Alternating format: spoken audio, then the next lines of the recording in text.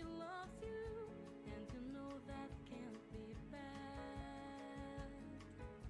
She loves you, and you know you should be glad. You think you've lost your love, well, I saw her yesterday. It's you she's thinking of, and she told me what to say. She says she loves you, and you know that can't be bad. She loves you, and you know you should be glad. She said you hurt her soul, she almost lost her mind.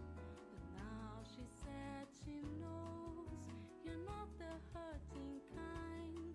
She says she loves you, and you know that can't be bad. She loves you, and you know you should be glad. She loves you, yeah, yeah, yeah. She loves you. With a love like that, you know you should be glad. You know it's up to you. I think it's only fair. Pride can hurt you too. Apologize to her because she loves you, and you know that can't be bad. She loves you, and you know you should be glad.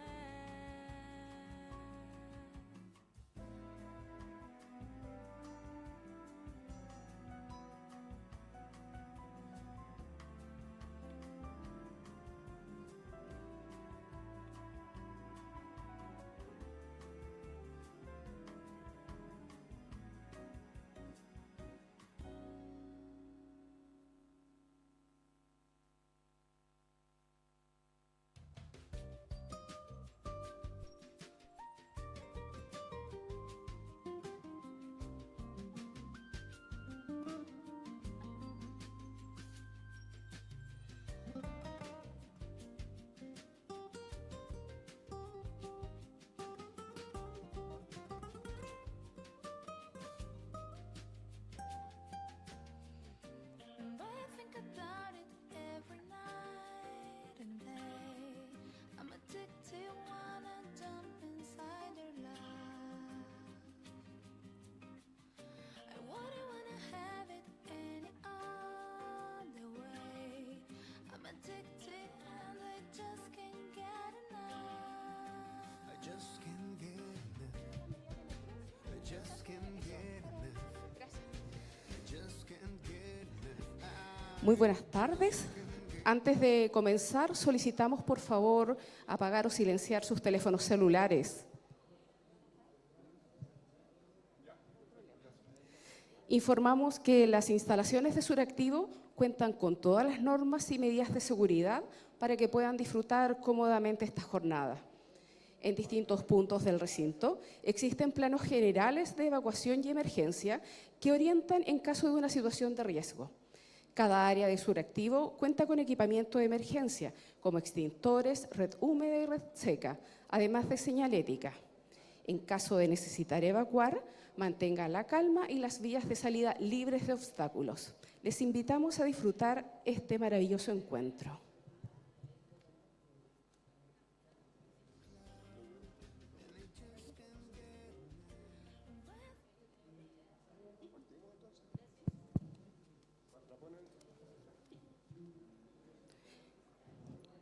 Bienvenidas y bienvenidos a este segmento Métodos Modernos de Construcción en Madera para un futuro carbono neutral en Innova Bio Bio, este gran encuentro de innovación y emprendimiento con el que iniciamos el año, organizado por el Comité Corfo Bio Bio y financiado por el Gobierno Regional del Bio Bio.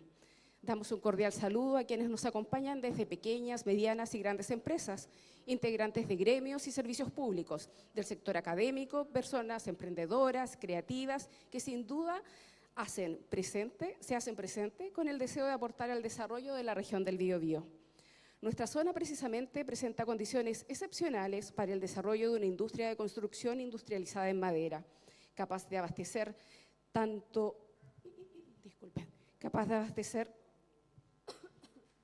se me movió esto. Capaz de abastecer tanto el mercado local como el mercado nacional. Y es por lo mismo que la temática que en este bloque nos reúne forma parte del programa estratégico de Corfo, de uno de los programas estratégicos de Corfo, ya que se busca posicionar a la región como un polo de desarrollo de métodos modernos de construcción sostenible en madera. Para ello se implementa BioBio Madera. El gerente de este programa, el señor Frane Silic, será quien moderará los momentos de consultas y comentarios de este segmento, el cual comienza con la presentación del señor Rafael Berguán, presidente de la Comisión Nacional de Evaluación y Productividad. Adelante. Gracias. ¿Cómo están? Buenas tardes.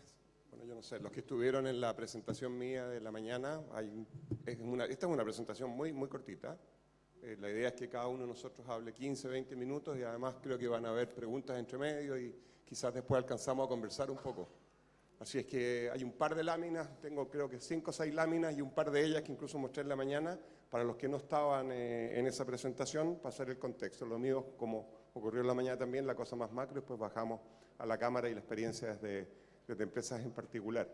Pero la comisión, yo les conté a los que no estaban en la mañana, la comisión hace estos estudios que le mandata al gobierno y luego mira los datos, reporta hallazgos y hace recomendaciones de política que obviamente no son vinculantes, pero ¿no es cierto?, que buscan mejorar la normativa o proponer políticas que no existen. Y uno de los estudios grandes que hicimos nosotros en la Comisión Nacional de Evaluación y Productividad, todo esto está en la página web de la comisión, ustedes se meten, están los estudios, está todo ordenado, toda la información disponible. Y si tienen dudas, simplemente nos escriben. Pero uno de los estudios grandes que hemos hecho, hemos mirado 3 sectores. Miramos minería, miramos el sector telecomunicaciones y construcción. El de construcción en particular tuvo la gracia que trabajamos con la Cámara. La Cámara nos apoyó mucho para mirar los datos. Al final, yo encuentro que instituciones como la Comisión de Productividad, lo hablábamos un poquito hace un rato atrás en el panel de la mañana, al final esta cosa, las recomendaciones muchas veces, no siempre, porque la intuición se equivoca un montón, ¿no es cierto? Es la tierra, no el sol el que está. Así que el sentido común no siempre tiene sentido, ex post. Pero yo encuentro que las recomendaciones de política a veces caen por su propio peso, pero son los hallazgos lo interesante. Es darse cuenta, por ejemplo, que en el mundo de la construcción, una vez que uno hace un benchmark, y el benchmark toma tiempo porque uno tiene que ver qué va a mirar, contra qué se va a comparar, para que tenga sentido, para que sea realista, pero sea suficientemente desafiante, bla, bla, bla, todo eso. Entonces el benchmark no es una cosa que la saco de una revista porque peras y manzanas no conversan. Yo diría que la mitad de nuestros informes son la construcción del benchmark y construcción de los datos locales para compararse con el benchmark. Si la Cámara no nos hubiese ayudado a mirar 500 empresas que además... Esto no siempre es aunque estamos en el mundo de la construcción y los números tienen que ser exactos para que las cosas no se caigan. La verdad que a nosotros nos ha pasado en el mundo de la minería, de la construcción, que muchas veces el aporte principal para las recomendaciones viene de las conversaciones, no de los números entre comillas duros, que están publicados en alguna parte o que se construyen mirando los balances, sino que de hablar con 150 personas, en el caso de la Cámara de la Construcción, nos dieron el pase para conversar como con 400 personas distintas y cuando ya 80 personas te repiten algo, aunque sea con lenguaje diferente, se empieza a configurar algo que para el economista es difícil, porque el economista está mirando el número exacto que publica el Banco Central, pero de repente aparece esto otro del estudio de caso que se transforma como en una especie de... Entonces, a mí la parte de los datos me interesa mucho. Y luego las recomendaciones, y en ese contexto, por ejemplo, uno dice, mira, te das cuenta que al final cuando uno mira el benchmark internacional, por ejemplo, si es un número, no sé, en la etapa de prediseño es 10%, por decir algo, del costo total de un proyecto. Estoy hablando de proyectos que se comparen. Y acá en Chile es 2%. Yo sé que hay heterogeneidad, depende de lo que estoy mirando, son números, pero como números grandes. Entonces, 2 y 10, hay una diferencia grande. ¿Qué pasa acá? Bueno, ¿y por qué? ¿Por qué es 2? Hay un incentivo regulatorio, hay un problema de cómo se licitan los proyectos y cómo se ven las distintas... es muy difícil pensar el proyecto completo, que pueda haber algo de eso, que el Estado va y te va por parte y entonces nunca tenéis la posibilidad. Es una cuestión, yo no manejo esto, cultural, digamos, estamos acostumbrados a hacerlo así, es porque siempre se ha hecho así y no estamos dispuestos. Bueno, yo he sufrido, como me imagino la mayoría, aunque soy un consumidor del mundo de la construcción, lo que significa ponerle un tercer baño a la casa que hiciste con 2, después de que ya estaba la casa construida en términos de costo total. Entonces uno esperaría que uno haga, bueno... empiezan a aparecer estas cosas, yo creo que son más interesantes que después uno diga hay que cambiar esto otro. Después lleguen los técnicos, miren los procesos de licitación y díganos si están bien o mal diseñados, dado que en Chile pasa eso. Pero la verdad es que uno no tiene ese número en la cabeza si no lo ha construido mirando la experiencia de muchos y viendo que se va repitiendo y que al final es una realidad que define el lugar en el que estás. Entonces, este informe yo los invito a mirarlo. Nosotros en Santiago, claro, con la Cámara, yo he venido varias veces para acá, justamente invitado por la Cámara, pero con la gente de la Cámara en Santiago nos hemos juntado muchas veces y han hecho un montón de seminarios donde este informe yo lo han visto, pero yo los invito, yo no lo voy a presentar acá, a que lo miren si no lo han hecho, y hay una 50 de recomendaciones y como 60 hallazgos que pueden terminar siendo interesantes para ustedes. Yo lo que quise fue agarrar 3 o 4 muy básicos para mostrarlos, pensando en que la motivación acá tiene mucho que ver con, como dice el título de este foro, de esta conferencia, con sustentabilidad, ¿no es cierto?, y el desafío de que el crecimiento sea un crecimiento sostenido en el tiempo. Así que, antes de eso, para los que no estuvieron en la mañana, solo mencionarlo, ustedes lo saben muy bien, en general en el mundo la productividad es un desafío hoy día, entendida como la capacidad de hacer más con lo mismo. Y cuando uno ve las métricas de productividad agregadas que usan los economistas en el mundo, para Chile, por ejemplo, uno ve cosas horizontales hace al menos 10 años. Entonces uno dice, en Chile hay un problema con la productividad. Los países van creciendo cuando son capaces crecen más, pero crecen más y mejor, cuando son capaces de conseguir más valor agregado sin usar más recursos, usando los mismos recursos. Y muchas veces usando menos, cuando se puede, en el sentido de que las jornadas laborales se van achicando, reflejando el desarrollo del país y lo que exige la sociedad cuando vive en un lugar, ¿no es cierto?, avanzado. Y Chile, lamentablemente, lleva ya 15, 20 años con una productividad agregada, con o sin minería. Lo que pasa es que la minería juega un rol importante en Chile porque tiene características específicas que la hace tender permanentemente a perder productividad porque hay que ir más profundo. Entonces una economía ficticia sin minería uno ve que no le va tan mal como la economía real chilena, la agregada, pero igual se frena mucho y hoy día estamos con un sector minero que tiene productividad creciendo marginalmente sobre el cero, a pesar de que en los años 90 los números eran muy por encima de 1, 1,5, etc. Entonces ese es el tema que enfrenta Chile, pero es un tema que enfrenta el mundo, pero la construcción en particular, en todas partes, es un sector que es poco productivo. O sea, los países no productivos en el siglo XX se quedaron atrás. Los países que crecieron lo hicieron gracias a ganancias de productividad, porque el trabajo va para el otro lado y la inversión va para el otro lado. La gente quiere plata para consumir y quiere tiempo para tener ocio. Esos son los que avanzaron. Pero incluso los países que fueron exitosos, cuando uno va a sus distintos sectores, uno de los sectores que aparece con problemas de productividad es el sector de la construcción en todas partes del mundo.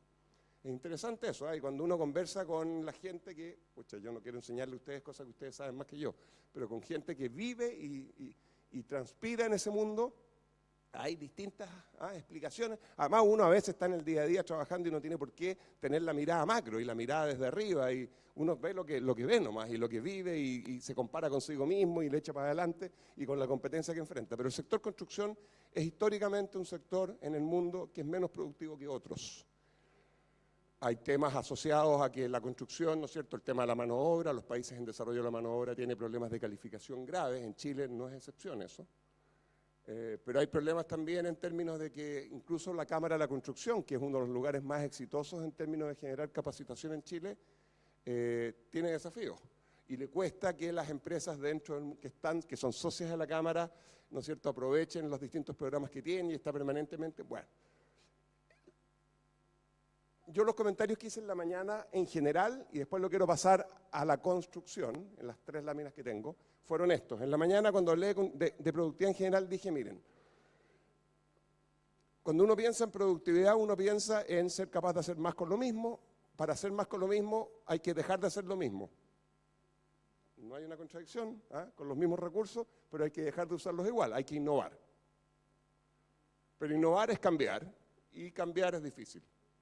Yo puedo traer al mejor speaker del mundo, me va a mostrar una serie de láminas preciosas, me va a convencer, ¿no es cierto?, de que hay cosas entretenidas pasando, pero cuando llega el momento de cambiar, la cabeza me dice, cuidado, porque si cambias, la expresión gringa, uno de los países más exitosos en el siglo XX es, si no está roto, no lo cambies. If it ain't broken, don't fix it, dice. Ese es por definición status quo, que es lo que el ser humano hace para poder estar ahí mañana. ¿No es cierto? Uno no hace los grandes cambios tecnológicos porque está permanentemente buscando cómo arriesgarse para que si no funciona desaparecen. No es así. Uno quiere estar ahí mañana. Muchos desaparecen cuando tratan de innovar y los que no desaparecen cambian el paradigma y todo el resto, free riders se dice en inglés, nos agarramos y tenemos un mejor mundo. Pero tenemos un mejor mundo gracias a la muerte económica de muchos, digamos. Individualmente cada uno no tiene por qué sacrificar su vida económica por el resto. Entonces, no tratamos de innovar. Aunque pensemos que estamos innovando, los datos muestran claramente que las personas básicamente buscamos sobrevivir. Entonces hay que forzar el cambio. En economía, libro de texto, el cambio se fuerza con competencia.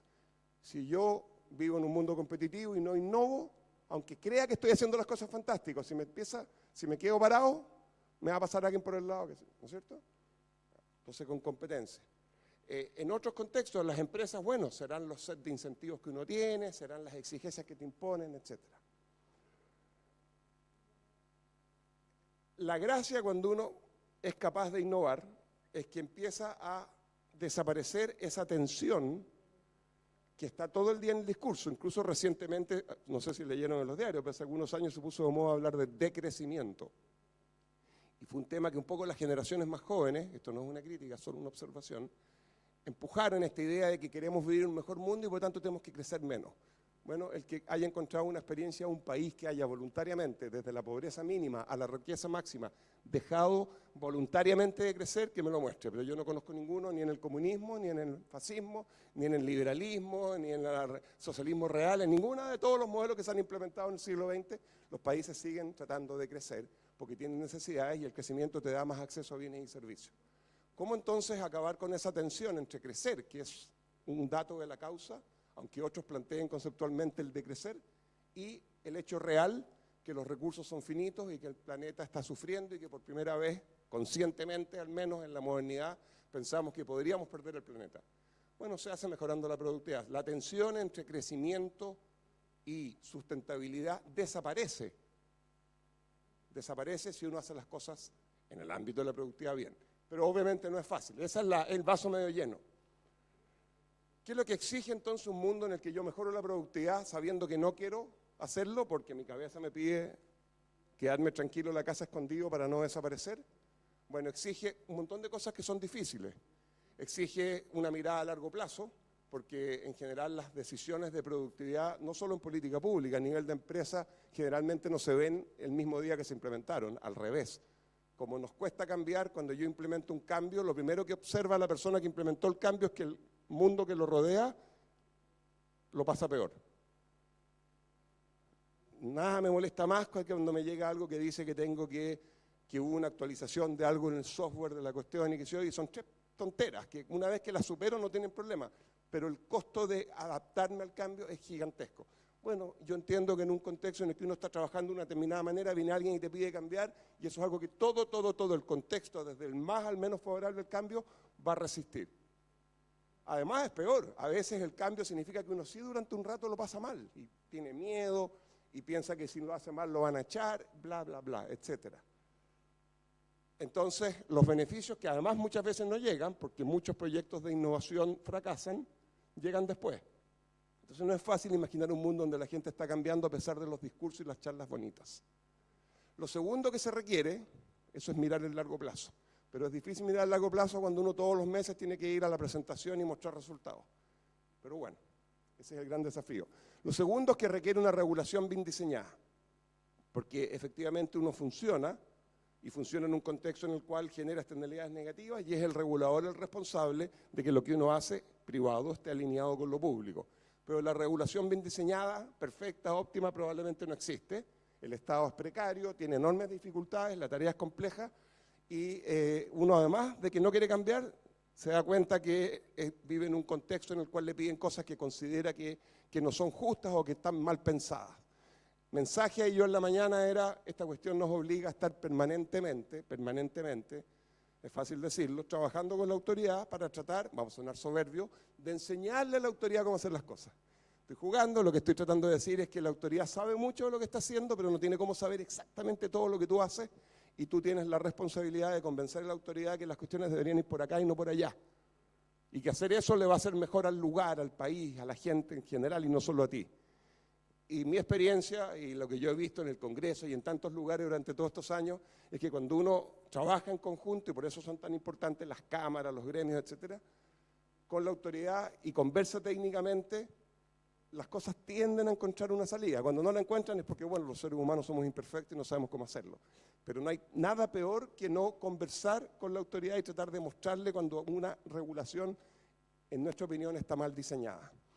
Y finalmente dije en la mañana, no es solo trabajar con la autoridad, es trabajar también con el resto de la industria, pero no para, no se me enojen, no para coludirse, obviamente, que eso está mal, no se hace, sino que para trabajar en conjunto desafíos que son conjuntos, en conjunto desafíos que son mutuos, digamos, que son de la industria.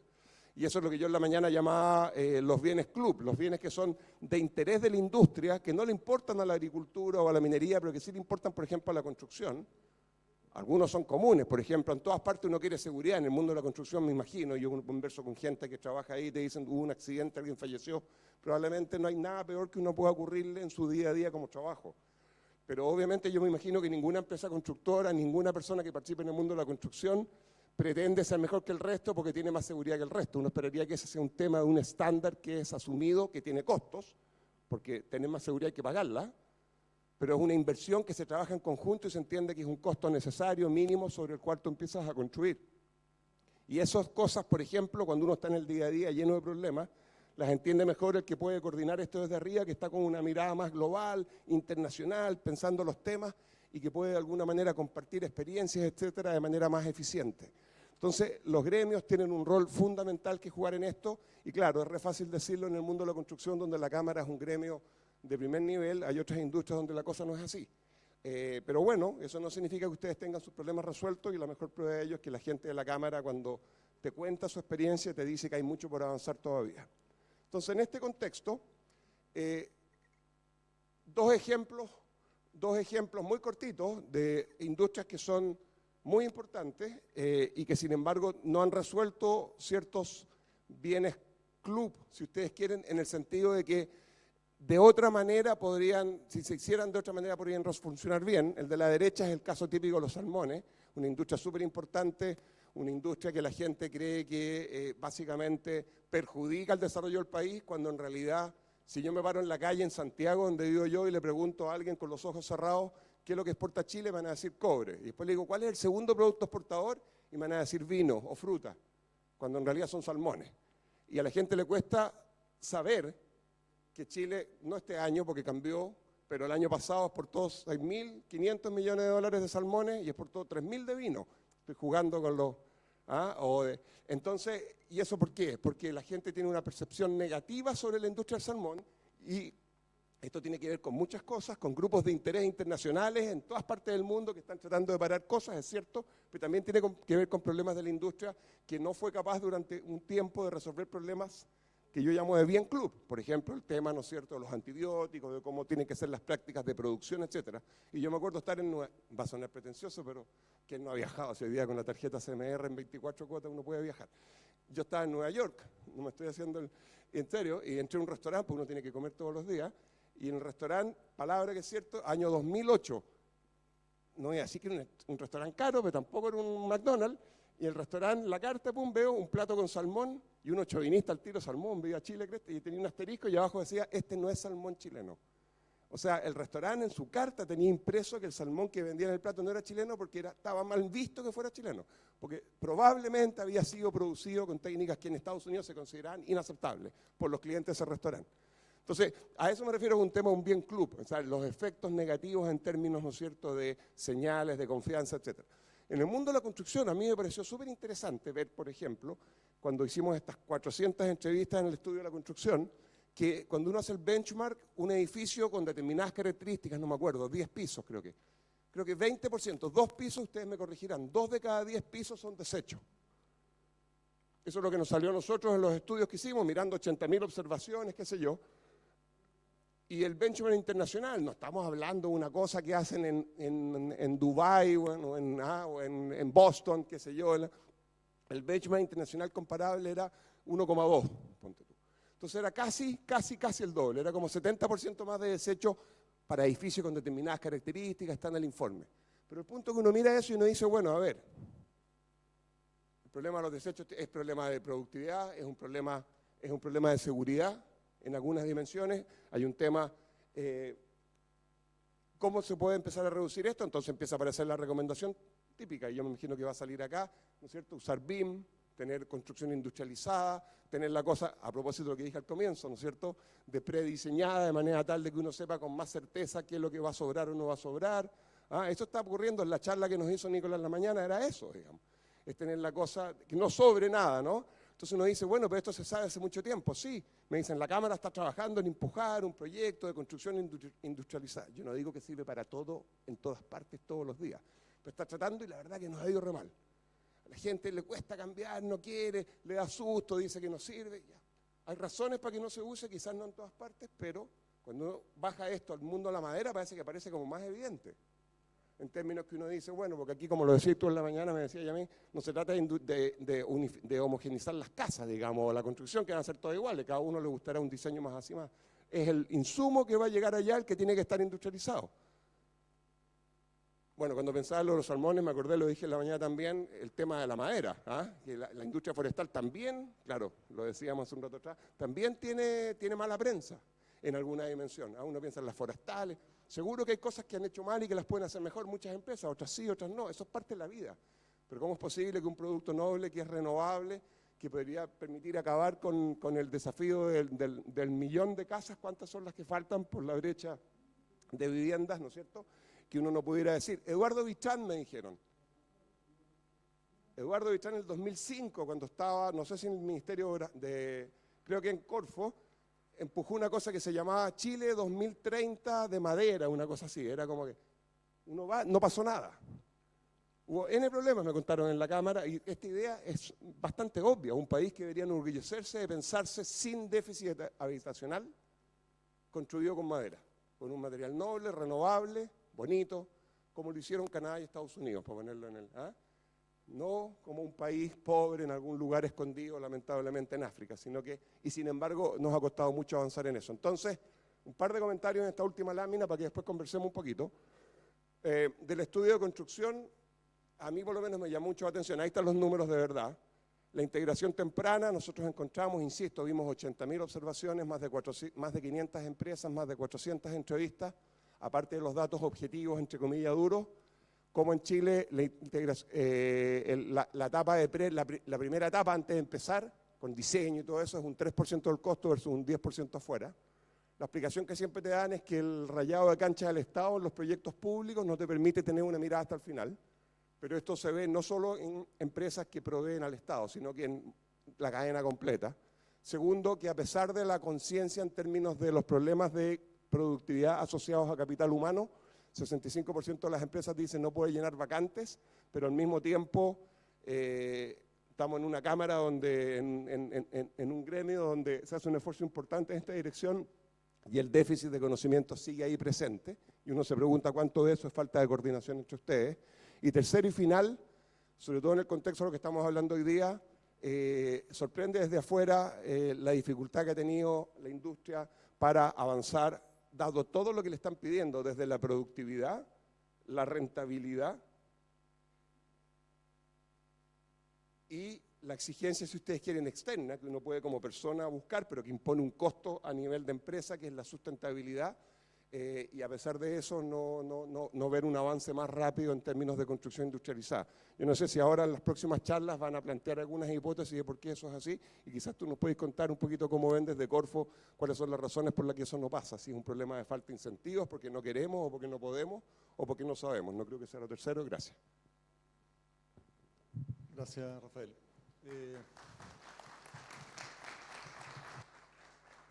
Un par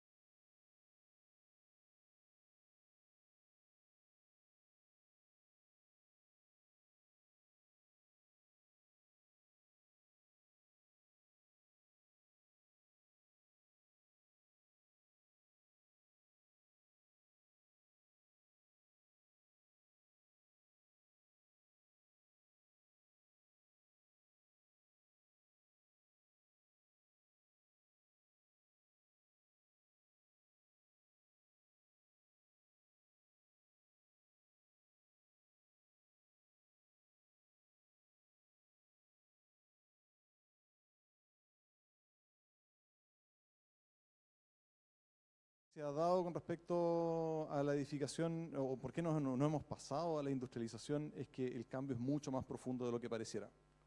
La construcción es principalmente una actividad artesanal y los constructores saben gestionar artesanos, pero no saben de procesos industriales.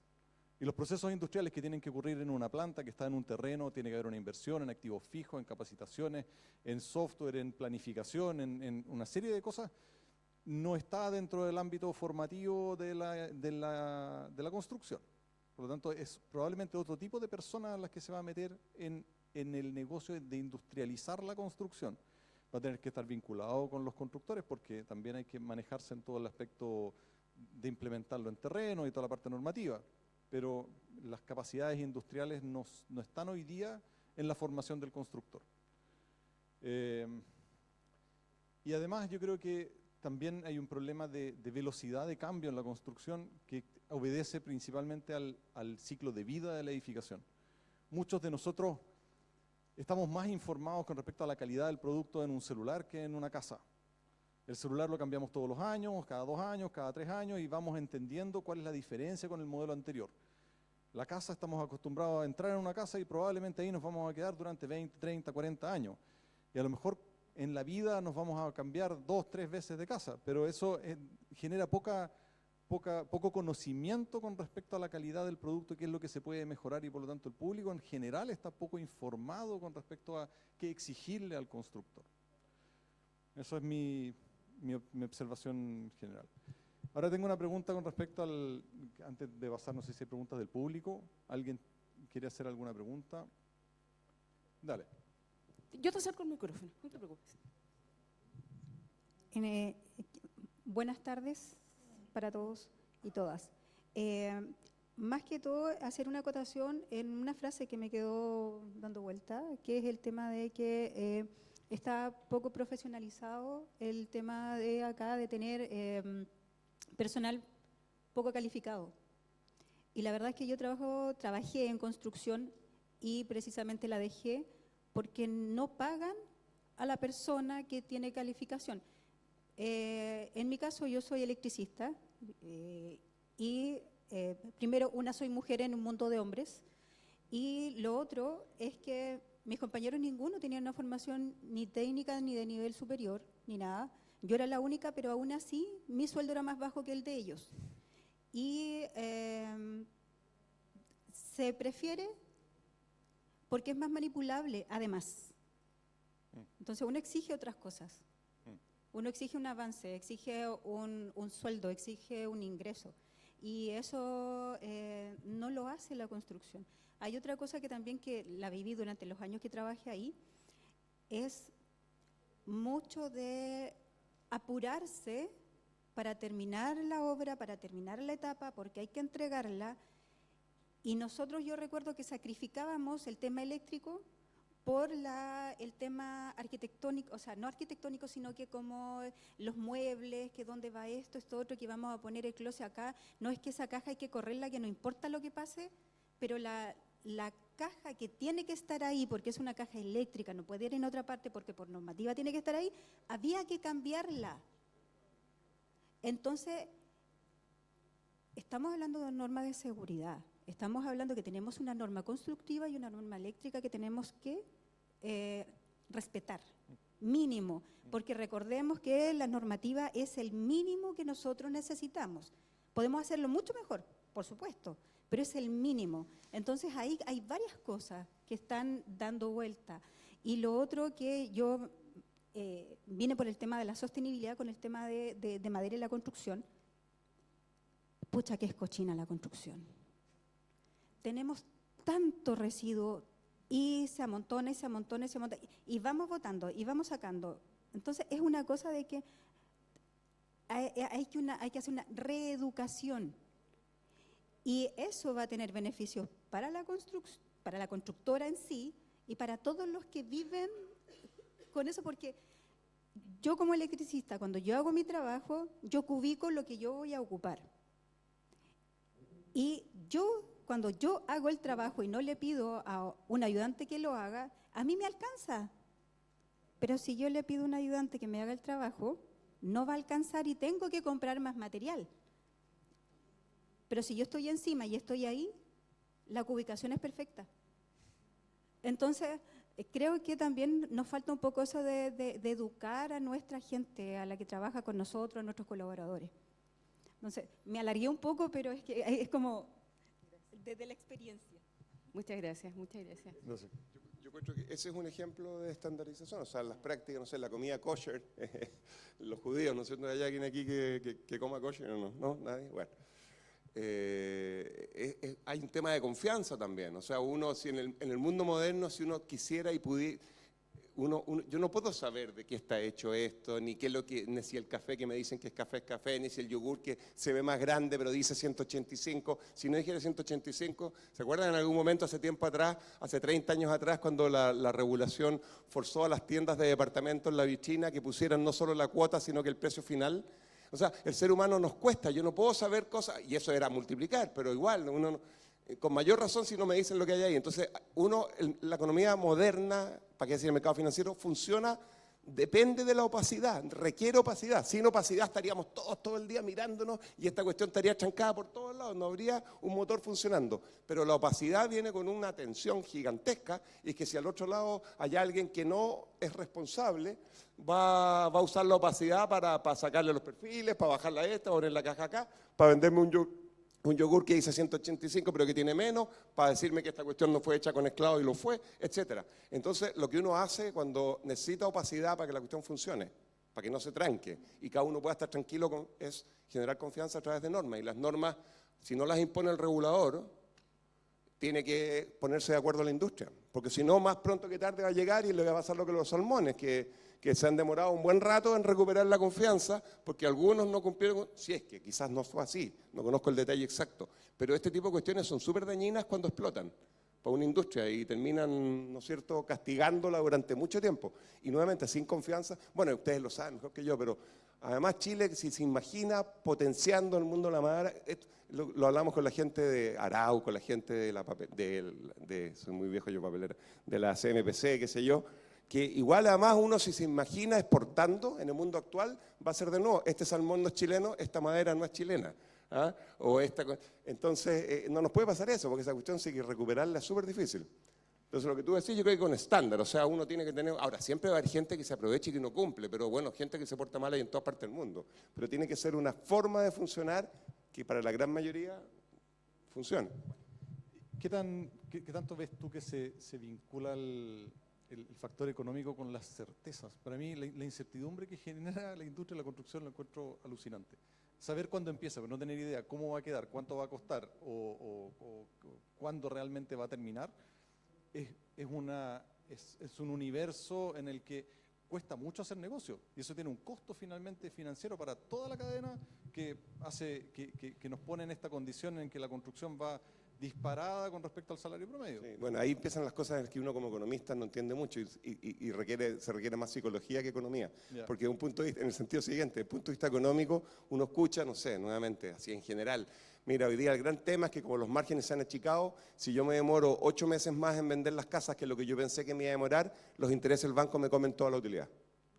Yo solo puedo entender, no, será cierto en algún caso, no en otro, etcétera. Por lo tanto, esta cuestión no es que yo tenga un rango de esto, no es como una botella de vino que la guardo un año más, tiene costo de almacenaje, pero puedo después decir que es mejor porque tiene un año más vieja.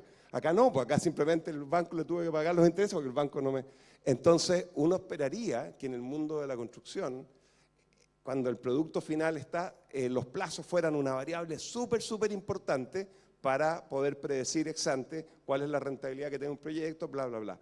Y sin embargo, como decís tú, de una manera un poquito anecdótica, todos los que hemos vivido la experiencia de construir algo, sentimos a nivel, que es distinto a esto, que la cosa va a ser siempre por dos de lo que te dijeron. También hay mucho, ¿no? Ya, estamos hablando de cuestiones medio con el estómago. Entonces uno esperaría que esta cuestión, ¿cómo se reduce eso? No cabe ninguna duda que el tener control sobre el proceso, que parte, condición necesaria por tener, por ejemplo, una manera de hacerlo con construcción industrializada, debería ser la manera de hacerlo. Menos desechos, más certeza, menos probabilidad de que los plazos se alarguen, etcétera. Sí. Muchas gracias, Rafael. Necesitamos pasar al siguiente presentador. Gracias, Sí, un aplauso. muchas gracias, un aplauso. Y queremos también, el programa Bio Bio Madera va a ser entrega de un pequeño regalito, un recuerdo, don Rafael. Ahí nos acompaña. Por su tiempo, su disposición. Llegó muy tempranito a la zona también. Muchas gracias. Y damos paso a Leonardo Camaño, mi compañero de mesa. Él es coordinador de proyectos del Centro de Desarrollo Tecnológico de la Cámara Chilena de la Construcción. Usted, si desea pasar al escenario aquí, esta es su casa. Muchas gracias. Bueno, buenas tardes a todos, ¿cómo están? ¿Todo bien? Bueno, ya estuve haciendo una presentación similar en la mañana, así que vengo fresquito con los datos que les voy a mostrar. No sé si tengo... Aquí, bueno, ya me presentaron, pero me presento nuevamente. Mi nombre es Leonardo Camaño, soy coordinador de proyectos de la CDT, de la Corporación de Desarrollo Tecnológico de la Cámara Chilena de la Construcción. Un poco el brazo técnico de la Cámara, donde nos encomiendan hacer todo lo que es documentación, herramientas, eventos, ¿cierto? Todo lo que tenga que ver con un poco apuntar a desbloquear dos factores fundamentales. Uno, la productividad, y el segundo, el eje fundamental, la sostenibilidad ambiental del sector de la construcción. En este momento yo estoy full trabajando en lo que es la productividad y coordino todos los proyectos relacionados a ello. Y hoy les voy a contar un poquito lo que hemos avanzado y lo que hemos desarrollado con respecto a los métodos modernos de construcción, ¿cierto? Y cómo nosotros apuntamos a esta frase que nos encanta y que va a ser nuestro mantra para este año, que es desbloqueando la productividad a través de los métodos modernos de construcción. No voy a mostrar ningún gráfico de productividad porque creo que la foto habla por sí sola, ya lo explicamos, y bueno, Rafael lo explicó muy bien en la mañana sobre la productividad en el sector de la construcción, pero creo que esta foto habla por sí sola. Es una foto de una partida, ¿cierto?, de una obra que está en blanco y negro, puede ser del 1900 y tanto, ¿cierto? Pero también hoy en día esta foto está a color y probablemente puede ser una foto tomada del mismo 2025, 2024, ¿cierto? Porque es algo que no ha cambiado. Hoy en día seguimos viendo este tipo de trabajos en la obra, partidas o acciones, actividades que son inseguras, que tienen problemas de productividad, que requieren de un esfuerzo mayor y que se podría hacer de mejor manera, ¿cierto? Aprovechando de mejor manera los recursos. Cambia mucho si yo esta misma foto la transformo a esto. Por ejemplo, si yo mostrara esta foto, probablemente en obra yo me daría cuenta que es mucho más productiva esta actividad que la anterior. Bueno, ha sido un periodo complejo. La Cámara hoy en día ha hecho varios estudios. Sabemos que estamos en un dolor, en una crisis del sector construcción. Muchas noticias pasando. Y no me quiero detener acá porque en realidad lo que queremos apuntar es cómo poder empezar a salir de esta crisis, qué soluciones podamos tener y cómo abordar todo esto. Algunos datos, algunos ya se han repetido mucho. El 71% de las obras de edificación en Chile no se entregan a tiempo, el 65% de las empresas declaran dificultades para llenar vacantes. Y aquí un poco el dato, si es que en otros países de la OCDE, por ejemplo, con la misma cantidad de trabajadores adicionales logran 5 pisos a lo que estamos nosotros hoy en día generando, desarrollando como construcción. Y si nosotros igualáramos esos indicadores de productividad de estos países, que no son países full productivos, sino que son países que tienen un índice de productividad mayor, podríamos llegar a generar alrededor de 12.840 millones de dólares más. Y un poco lo que comentábamos, Rafael lo nombró muy bien, muchos estudios, tenemos ya el estudio de la comisión, ¿cierto? Tenemos el estudio de la Cámara, que fue encomendado a la consultora Matrix, y que nos muestran, ¿cierto?, distintas experiencias internacionales, cómo lograron salir, ¿cierto?, de las crisis, y un poco el mensaje que queda es que todos estos países tuvieron una crisis y tuvieron que apalancar la productividad para poder salir de estos shocks y de estas crisis y cambiar sus políticas y modelos operativos generando estas ganancias en productividad. ¿Qué nos dicen los estudios? El estudio de Matrix nos dice que hay 9 palancas que tenemos que accionar para poder trabajar y mejorar la productividad del sector y alcanzar los estándares mundiales. Y yo me quiero detener en las palancas a nivel empresa. Hay palancas a nivel sector, a nivel empresa y a nivel país. Las palancas a nivel empresa son 4: excelencia en la cadena de valor, integración y colaboración, digitalización e industrialización. Nosotros como eje de productividad en este 2025 estamos enfocados full en estas 5 ejes o temas que tienen que ver con estas palancas de productividad y que son construcción industrializada, métodos modernos de construcción, cadena de valor, transformación digital, medición y data y normativa de regulación. Y por lo tanto, bueno, esta presentación lo que me compete es hablar un poco de industrialización, ¿ya? La idea de esta presentación es que puedan quedarse con una motivación, con entender lo que es la industrialización, lo que son los métodos modernos de construcción y cómo esto puede desbloquear la productividad de nuestros proyectos. Como les dije, tenemos una propuesta de visión y esto es en el marco de esta estrategia de MMC y de industrialización que queremos propiciar dentro de este año y este próximo periodo que se nos viene. Además vamos a impulsar lo que es el BIM, vamos a impulsar un montón de cosas más, pero queremos también hacer una estrategia de industrialización y de métodos de construcción para la mejora de la productividad. ¿Qué es la construcción industrializada? Yo creo que ya muchos de acá del rubro lo conocen, saben que es una definición, hay una norma, la NSH 3744, una forma de construir que busca mejorar el desempeño de la construcción en distintas etapas y áreas de un proyecto, que puede o no incluir prefabricados. Y esto es lo más importante y creo que de todo lo que dice acá, puede o no incluir prefabricados, es lo que nos tiene que quedar en la cabeza. Industrializar no tiene que ver con prefabricar, no es lo mismo. Puede o no incluir prefabricación. Ya nosotros podemos hacer procesos industrializados, podemos estandarizar procesos, podemos hacer digitalización de procesos, utilizar metodología y no necesariamente vamos a utilizar elementos prefabricados. Por lo tanto, lo más importante es entender y dejar de un poco cambiar la mentalidad de que la industrialización es lo mismo a la prefabricación. Y las distintas soluciones que hay de industrialización hoy en día están clasificadas, un poco lo que llamamos los métodos modernos de construcción. Ya los MMC, que lo voy a resumir, MMC más cortito, son los métodos o todas estas soluciones que hacen más eficiente, ¿cierto?, el uso de recursos para mejorar la productividad y la sostenibilidad de los proyectos. Y son 7 categorías. Aquí tengo las 7 categorías y para hacerlo muy resumido y para explicar cada una de ellas, voy a partir por el método de monoconstrucción tipo 1, ¿ya?, que corresponde a los módulos estructurales 3D. Hablamos de elementos volumétricos que son 3D y que son estructurales y prefabricados, ¿ya? El 1, 3D prefabricado. Elementos, paneles estructurales 2D, elementos 2D que son paneles, muros, ¿cierto?, losa, corresponden al MMC número 2, ¿ya?, estructural, prefabricado en 2D. MMC3 corresponde a lo que es uno de elementos lineales, componentes, ¿cierto?, que son nuevamente prefabricados, estructurales, pero que son elementos lineales. Luego tenemos el MMC número 4, que corresponde a los componentes aditivos, pueden ser elementos, ¿cierto?, aditivos como la impresión 3D, puede ser estructural o no, y en este caso igual se toma como un elemento prefabricado. Impresión 3D hoy en día ya se está viendo, se está impulsando mucho, sobre todo acá en la región, así que es una de las nuevas apuestas que tiene para la industrialización. Luego tenemos el MMC5, que son prefabricados, elementos prefabricados, pero que no son estructurales, ¿ya? Y esto puede ser, por ejemplo, los pods de baño, pods de cocina, modulares, etcétera, etcétera. Del 1 al 5 es todo lo que es prefabricación, ya como les decía, no necesariamente que hablemos de industrialización, de métodos de monoconstrucción, vamos a hablar de prefabricación. El MMC6 corresponden a elementos, productos que mejoran procesos en la obra. Mejoramos productividad en la obra con algún producto, algún moldaje monolítico, incorporamos, ¿cierto?, algún tipo de hormigón con alguna tecnología, etcétera, etcétera. Por lo tanto, estamos hablando de un método de monoconstrucción tipo 6. Mejoramos la productividad in situ, en obra, de un proceso, de una partida. Finalmente, el último MMC, número 7, corresponde a tecnología. Si hablábamos de antes de productos, de partes y piezas, el 7 habla de tecnologías, ya el uso de drones, el uso de sensores, el uso de realidad virtual, metodología BIM, etcétera. Eso tiene que ver con estas tecnologías que se aplican en la obra.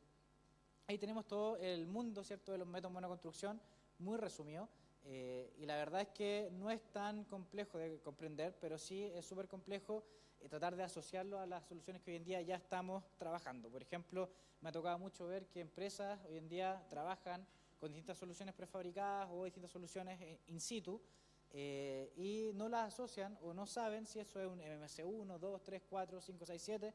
Entonces ahí un poco nos falta por sensibilizar y en eso estamos trabajando hoy en día. ¿Cuáles son los beneficios? Hoy en día los beneficios que más nos gusta mostrar de los métodos de monoconstrucción son principalmente el aumento de la productividad, la versatilidad en el diseño, el aumento de la calidad, la reducción de imprevistos y accidentes, la disminución de residuos y la mayor certeza en costos y plazos, que es un poco lo que hablábamos. Ocupar este tipo de metodología, ocupar los métodos de monoconstrucción, lo más importante es que nos da una mayor certeza en costos y plazos del proyecto, ¿ya? ¿Cuáles son los habilitantes? O sea, ¿dónde tengo que fijarme, trabajar y tener competencias para poder abordar un buen proyecto con métodos de monoconstrucción? Nuestra guía de métodos de construcción que trabajamos junto a CETEC habla de 3 habilitantes clave: el uso de BIM, el uso de metodología Lean y el uso de DFMA.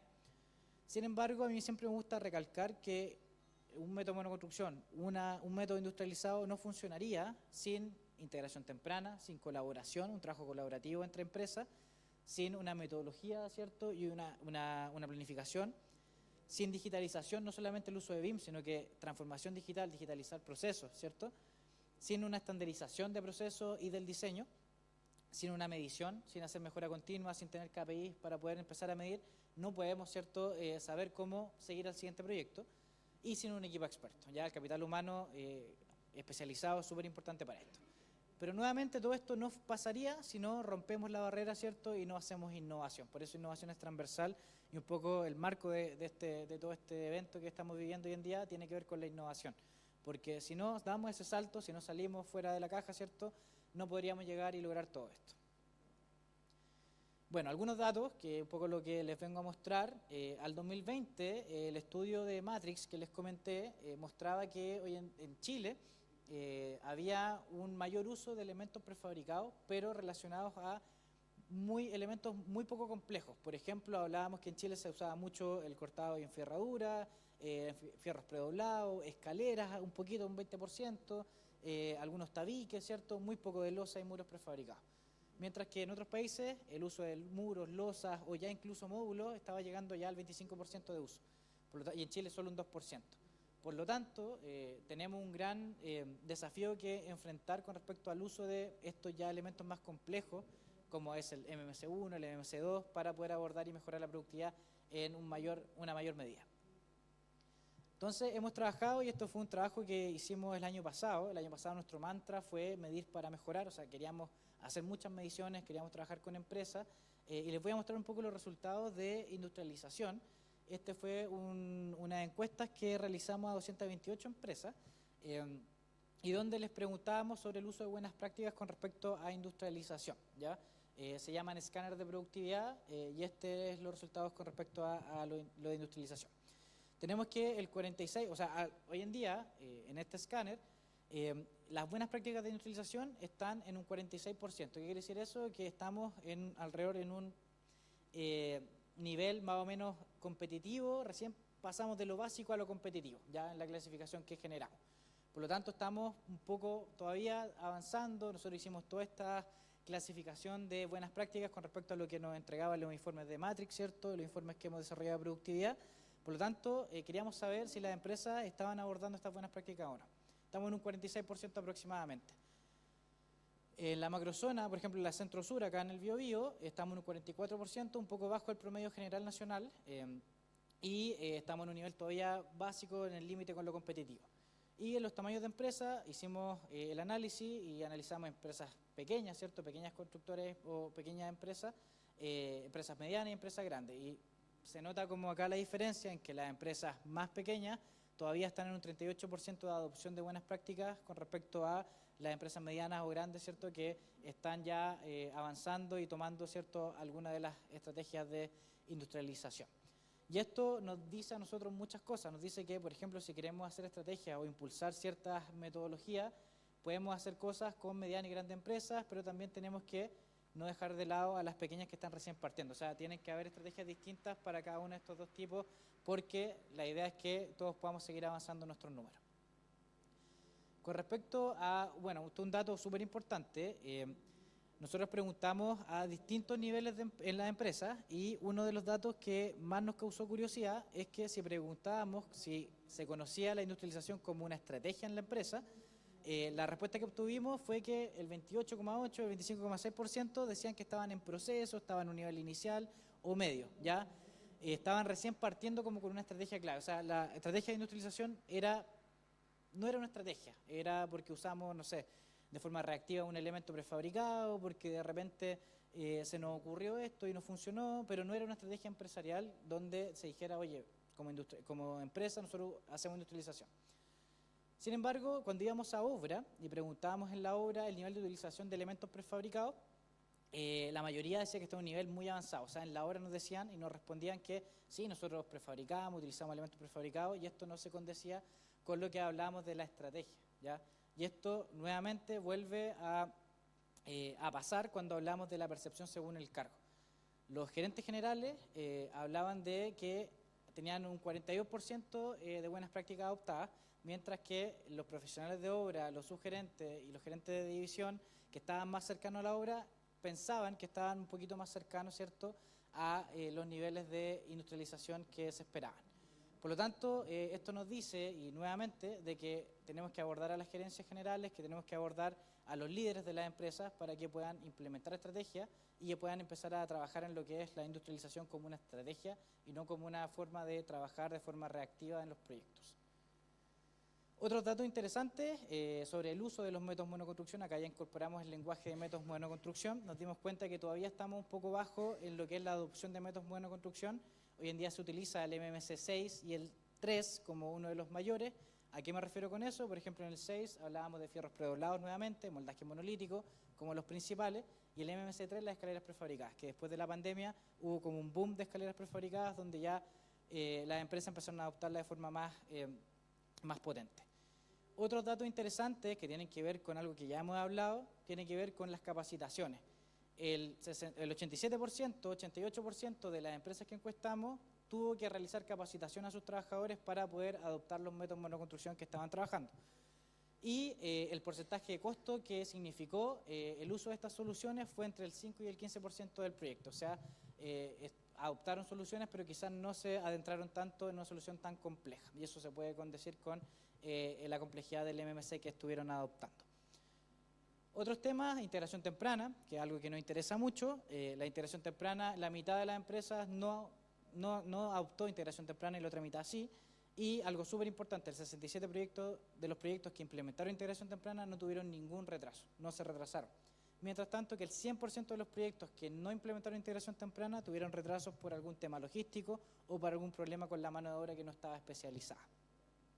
Y finalmente, ¿dónde integraban a los proveedores principalmente de MMC en los proyectos? En la etapa de planificación. Fueron la principal respuesta que tuvimos.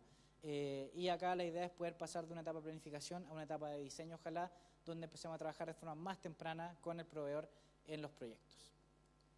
¿Cuál es el desafío que nos queda? Y un poco les voy a mostrar algunas acciones que estamos trabajando. El desafío que nos queda es principalmente, hoy en día hay una falta de preparación de las empresas para abordar los métodos de monoconstrucción. Sabemos que existen ofertas, pero no sabemos hacia qué proveedor ir, y un desconocimiento de las soluciones de MMC disponibles. Y eso genera toma de decisiones tardías, ¿ya? No se genera integración temprana por lo mismo, porque no sé a quién ir a pedir, no sé qué es lo que necesito y no sé cómo abordar un método de monoconstrucción si es que lo necesito. Y eso genera subjetividad en la toma de decisiones.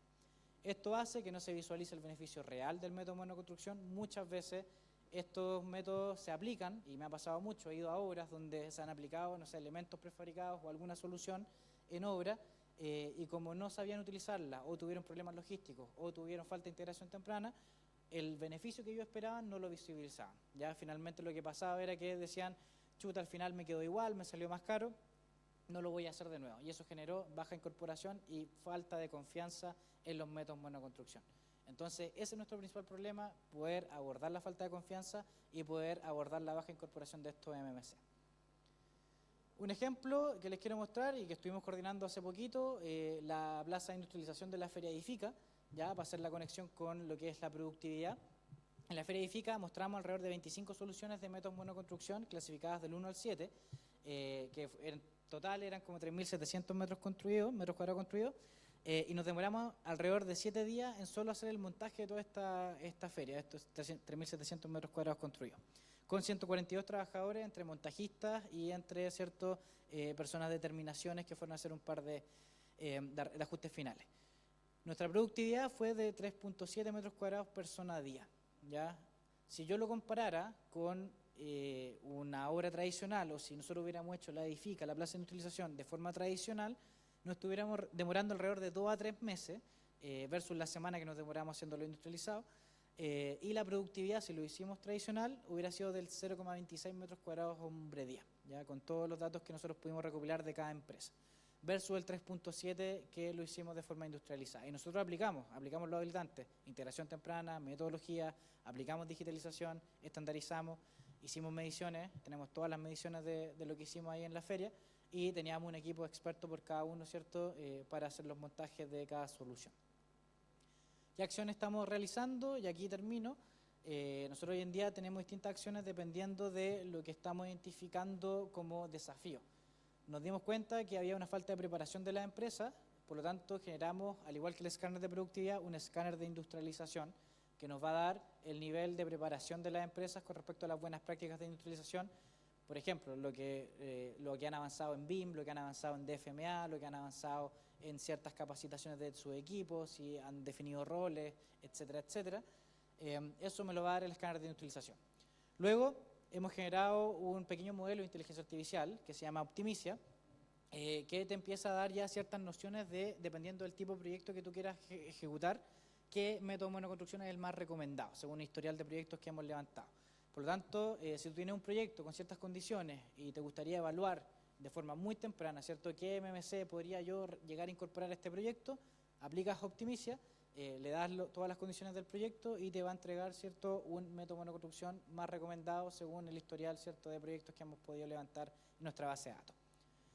Luego, nosotros presentamos Optimicia y nos llevamos, obviamente los comentarios de que faltaba evaluar la parte de costo. Nosotros sabemos que un MMC probablemente es de una inversión más cara, ¿cierto?, un costo directo más alto.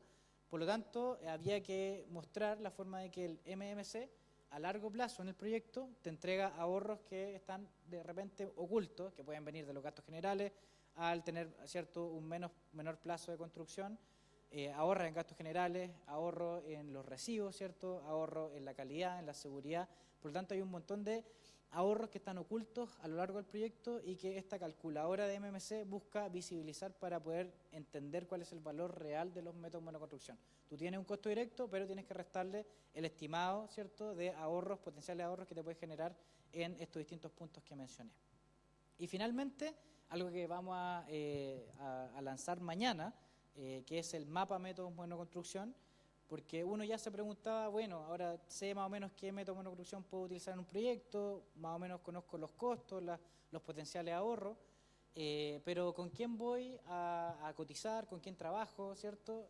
Generamos este mapa de métodos de monoconstrucción, que es una especie de catálogo de la oferta nacional que hay hoy en día de proveedores de métodos de monoconstrucción. Y están clasificados en los distintos 7 métodos de monoconstrucción para que las empresas, ¿cierto?, puedan acercarse a estos distintos contactos y trabajar en conjunto en lo que es el trabajar con industrialización en los proyectos. Así que eso, bueno, me voy a adelantar la parte de cada uno y quería terminar con que hoy en día hay una especie de el Consejo de Construcción Industrializada, donde uno puede ser socio y uno puede trabajar y colaborar constantemente con ellos para generar metodologías, para trabajar en distintas estrategias de adoptar industrialización en los proyectos. Y un análisis rápido, el escáner de productividad que les mencioné al inicio, los socios del CCI están en un 56% versus las empresas no socias, por lo tanto están avanzando un poco más rápido, ¿cierto?, en los temas de industrialización y de productividad que las demás empresas que todavía no están, ¿cierto?, con estos temas y estrategias de buenas prácticas de productividad. Así que eso, tenemos nuestra página web, le vamos a disponibilizar también toda esta información, así que muchas gracias.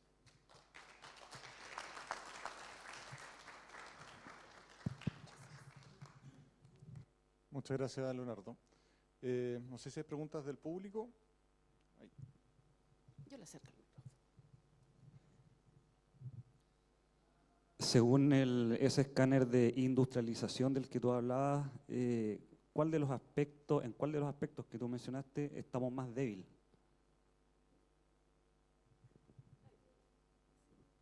Perfecto. Les voy a mostrar un poco, a ver si tengo acá los resultados. Creo que no. Pero bueno, el aspecto más débil era la integración temprana. Ya cuando hablábamos de temas de integración temprana, generalmente las empresas o no sabían lo que era o no lo habían aplicado, o si es que lo aplicaron en una etapa que para ellos probablemente era temprana, pero no incorporaron a todos los actores en el proyecto. El escáner lo que hace es evaluar, ¿cierto?, las distintas buenas prácticas de integración temprana para la industrialización. Hay una guía, de hecho, que el CCI sacó hace poco, y nos dimos cuenta que uno de los factores que estamos más débiles, la colaboración, el trabajo colaborativo en toda la cadena de valor, ¿cierto?, y la integración temprana de actores relevantes para el proyecto. Entonces, ese fue el eslabón más débil que hoy en día tenemos como industria de la construcción a través de este escáner, ya como estrategia, buenas prácticas. ¿Alguna otra consulta?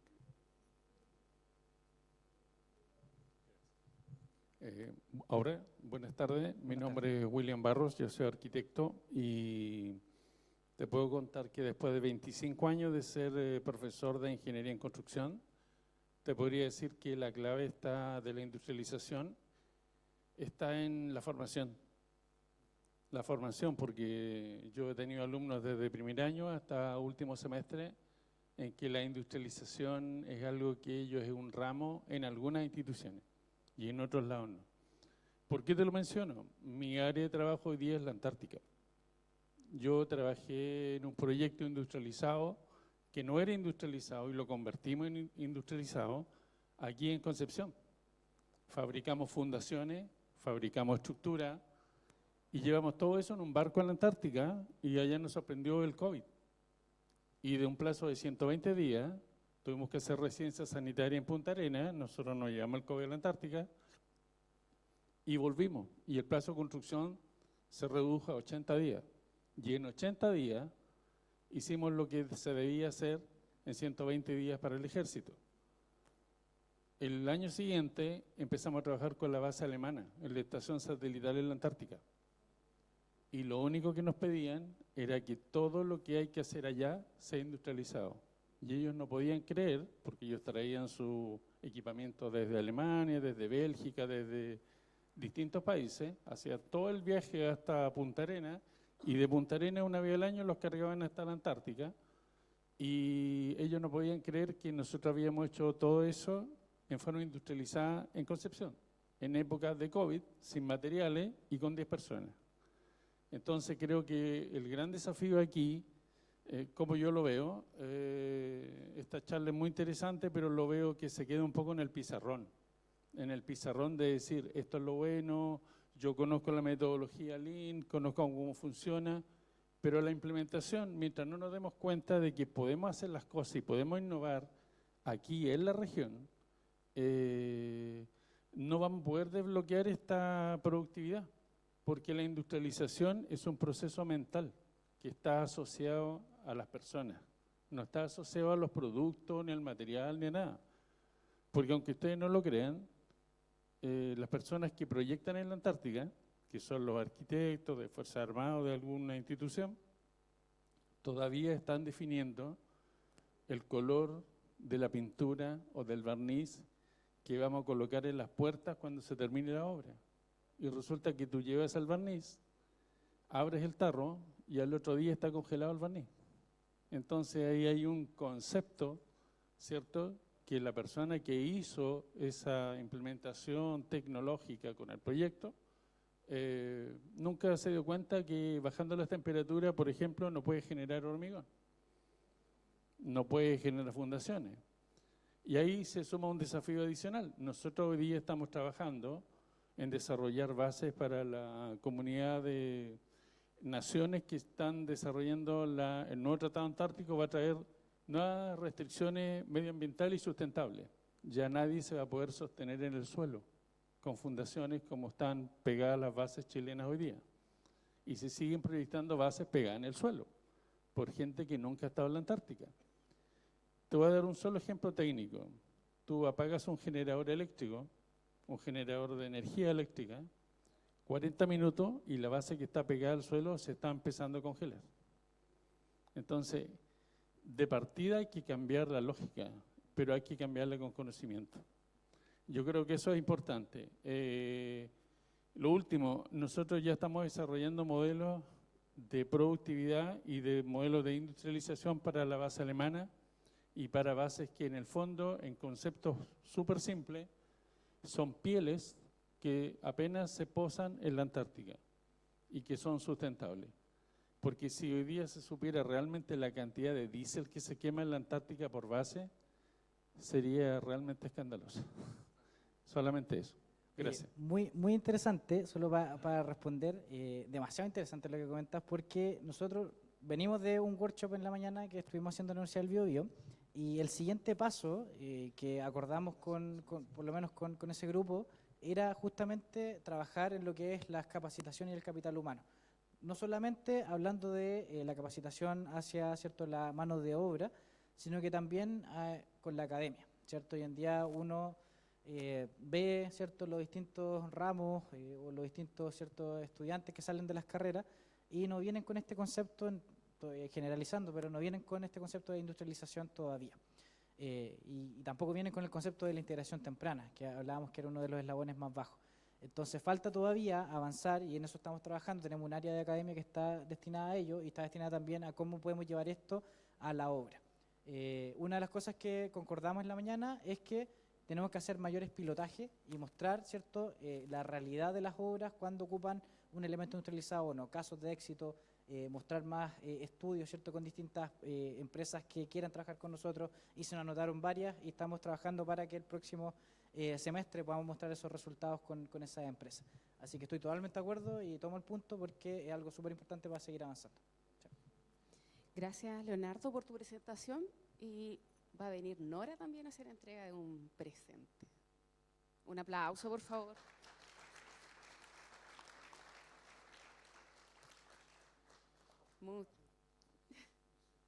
Muchas gracias. Al final tomamos una foto de todos los expositores, no hay problema, esta es su casa, ya dijimos. Hay que ser coherentes, ¿cierto? Y bueno, queremos invitar a nuestro tercer relator, al señor Michel Esquerré, gerente de la empresa Aislacor.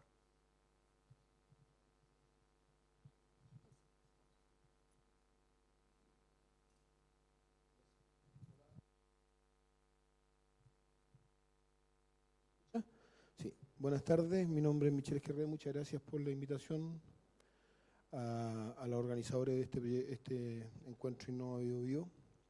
Bueno, este proyecto surge de los Innova Bio Bio que habían aquí antiguamente el año el 2008, un proceso de investigación, qué hacer con un residuo forestal, que es la corteza de corteza eucalipto, y se desarrolló un aislante natural a partir de corteza de eucalipto.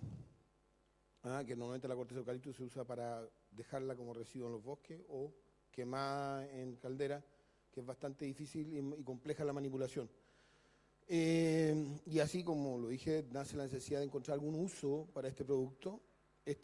Parte una investigación en el año 2008 con un viaje a Europa, y la conclusión del viaje fue difusa, no fue clara, pero posteriormente en la empresa se incorporó una persona que es José Luis Feyer, trabajamos con la Cecilia de la UDT, Unidad de Desarrollo Tecnológico de la Universidad de Concepción, hicimos unos proyectos Innova y seguimos avanzando en la investigación. Se encontró que al final el mejor resultado era una placa de aislante que tiene además diversidad de uso, y se tomó la decisión de importar una planta de Europa diseñada para este producto. Esta es la primera planta en el mundo con corteza eucalipto. Se usan algunos otros residuos agrícolas o orgánicos para hacer tableros, pero no a una escala tan industrial. Sí con fibra de madera, eso sí. Este es un proyecto de la región con patente nacional. Tiene un potencial de escalamiento grande porque el producto, la materia prima, es abundante. Y contribuye a lo que estamos discutiendo aquí, que la vivienda industrializada o la industrialización de vivienda tenga productos que sean de menor impacto ambiental, porque en general los aislantes que se usan en la industria son de alta huella de carbono. El uso, bueno, pues vamos a usarlo en techos, en pisos, en pared, en paneles SIP también, si aumentamos la densidad, también para insonorizar puertas, para mejorar la acústica de las construcciones. Bueno, eso es lo que estábamos buscando, un uso para el producto, y llegamos a la conclusión que tenemos un producto que hace más sostenible la construcción localmente. La planta está instalada en 2 comunas de la región. Y bueno, yo rescato la parte, el mensaje abajo. Las emisiones de CO2 son lo responsable del calentamiento global, y lo que estamos contribuyendo con este proyecto es a disminuir productos que tienen alta huella de carbono, porque la mayor fuente de producción de CO2 es los combustibles fósiles, que son nuestro gran problema en la sustentabilidad, no son, y lo camuflamos nuestro ambientalismo en cosas que algunas veces son bien subjetivas, porque en realidad si creemos que el 80%, o bueno, en realidad no es que creemos, es lo que sucede, el 80% de los gases del CO2 proviene de la combustión de combustibles fósiles. Sacrificar algunos aspectos de los problemas ambientales que tenemos en Chile, que de repente paralizamos obras porque apareció una ranita, que tiene solución el problema. Se puede hacer una erradicación o cambiar la localización, se puede hacer cambio en la normativa, pero perdemos el foco de que en realidad nuestro problema son los combustibles fósiles y no es el problema principal, pequeños detalles por los cuales exacerbamos el ambientalismo erróneamente. Hay que ir a productos que realmente contribuyan a disminuir el uso de combustibles fósiles, como la energía nuclear, que tiene muchos detractores por lo que pasó en Japón, qué sé yo, pero es difícil, es un proceso largo y vamos a necesitar los combustibles fósiles para hacer el cambio, además, más encima. Entonces, bueno, nosotros, ¿qué es lo que hicimos? La corteza que la mandábamos a calderas a quemar o la almacenábamos, la transformamos en este producto desde aquí en la región investigando con la universidad. El valor agregado, bueno, es una solución circular, el producto inclusive si tú destruyes la casa después lo podríamos procesar nosotros. Las propiedades mejora, bueno, tiene en la comparación con el poliestireno y otro, lana mineral, lana de vidrio, tiene propiedades superiores. No tiene problemas de manipulación, no hay que ponerse mascarilla ni guantes para los trabajadores, es muy amigable. Baja la huella de carbono en la construcción, porque estamos encapsulando carbono ahí en las paredes. Y tiene también una respirabilidad que es bastante alta. ¿Ah? La construcción de vivienda en Chile, 138.000 viviendas al año, es un mercado de 23 millones más o menos promedio de metros cuadrados de aislante, y que tenemos que mejorar el estándar. Bueno, ahora entra un PDA en noviembre que obliga a que se normalice para todos los tipos de construcciones la aislación de las casas para bajar el impacto en la calefacción por el consumo de combustible y mejorar la habitabilidad de las casas. Entonces, como conclusión, bueno, nuestra planta va a producir 800.000 metros cuadrados de paneles, equivalente al 4% del mercado en un turno. La planta está puesta en Santa Juana y en Tomé, en Bellavista Oveja, la otra planta. Y, bueno, más que combustibles fósiles, las opciones que ofrece el mercado actualmente en aislación son de alta huella de carbono y tienen alto impacto ambiental en su producción. Aquí estamos tomando un producto que lo que combustionamos, lo estamos transformando en una captura de CO2 en las paredes y además estamos dejándolo de combustionar y adicionalmente estamos dejando de usar productos que tienen mucho mayor huella de carbono que este.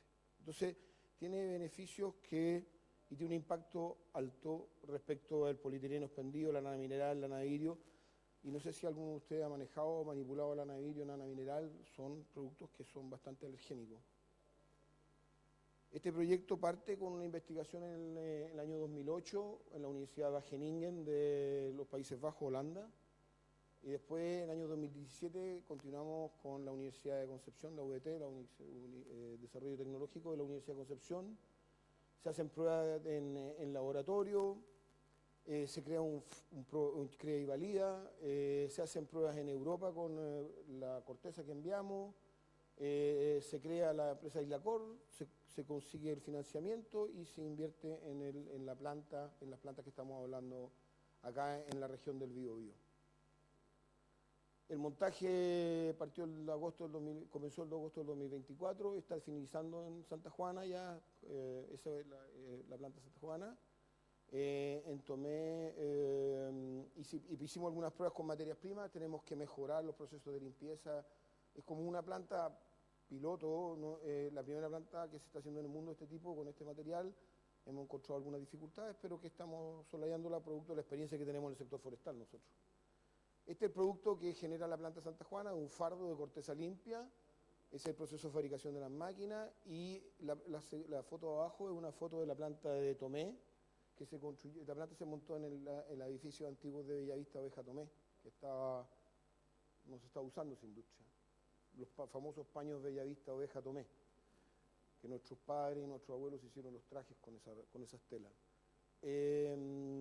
Esa es la instalación de Bellavista Oveja, pero la planta está al fondo no es ahí donde arrendamos, sino que instalamos en otro sector de la planta, pero vamos a causar impacto en dos comunas pobres del Biobío, y que en realidad, bueno, Santa Juana es más pobre que Tomé, y tiene una región más forestal, y Tomé tiene la ventaja de tener el turismo y el glamour de la playa. Bueno, salimos publicados en algunos medios, en la Economía de Negocios de Mercurio, de la alianza con la Universidad de Concepción. Hemos recibido algunos premios de Madera 21, como el premio de la innovación. La próxima semana tenemos un premio aquí de la Universidad de Concepción también, porque, si lo mencionamos, es un proyecto que va en dirección a lo que se habla. Oye, bajemos la huella, utilicemos los productos. Y si se fijan, el tránsito ha sido largo. Fue un proyecto que nace en el 2008, es decir, y es el deseo de trabajar en equipo con más gente. Esto no es una idea de una sola persona, es un liderazgo colectivo, de búsqueda, de interés, y se desarrolla porque es una intención de buscar qué hacer con un residuo. Desde el punto de vista de los impactos, el social, bueno, aporta a la transición de la materia energética, genera empleo en 2 comunas de región, elimina riesgos de enfermedades pulmonares, porque la fibra de vidrio y la fibra de lana mineral tienen sílice, y el sílice produce silicosis, que rigidiza los pulmones.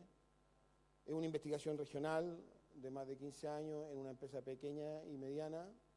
Y desde el punto de vista ambiental es un producto renovable, encapsula CO2 en las paredes, disminuye la huella de carbono en la construcción, evita la quema de la corteza o el desecho que en el bosque, sustituto de productos de mayor impacto en su producción.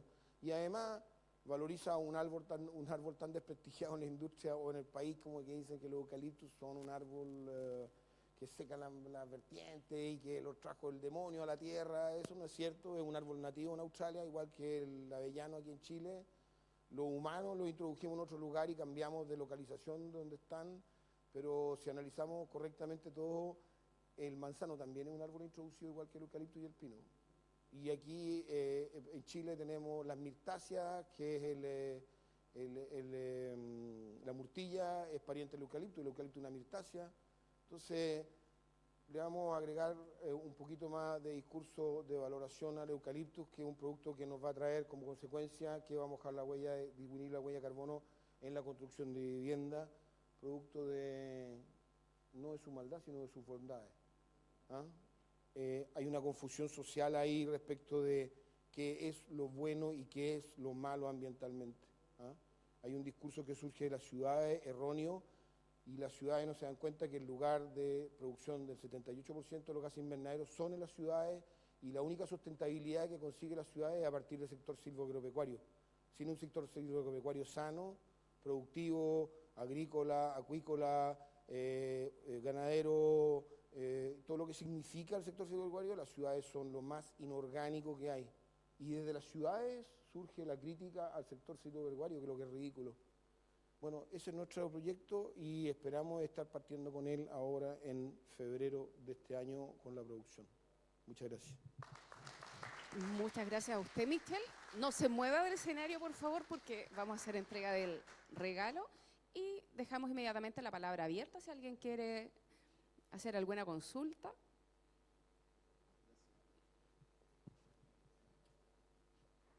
Me corrí por las fotos.